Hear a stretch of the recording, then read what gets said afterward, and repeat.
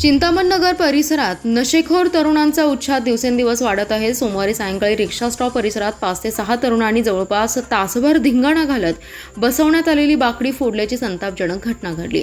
या घटनेनंतर मंगळवारी सकाळी सुमारे 11च्या सुमारास संजय नगर पोलीस ठाण्याचे पोलीस निरीक्षक सतीश कदम यांनी घटनास्थळी भेट देत पाहणी केली। संबंधितांवर कठोर कारवाई केली जाईल असं त्यांनी स्पष्ट केले।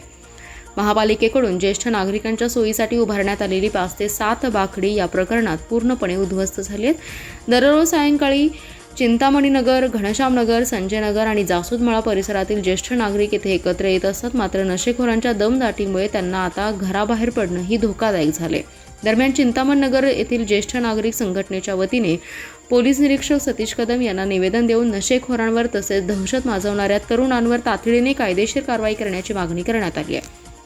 यासोबतच रस्त्यावर उभ्या राहणाऱ्या गायींच्या खोरांमुळेही नागरिकांना त्रास सहन करावा लागत असल्याचंही निवेदनात नमूद करण्यात आले।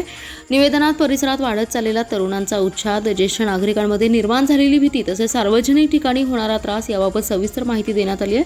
नागरिकांच्या सुरक्षेसाठी पोलिसांनी कठोर आणि तातडीने पावले उचलावीत अशी ठाम भूमिका संघटनेने मांडली आहे।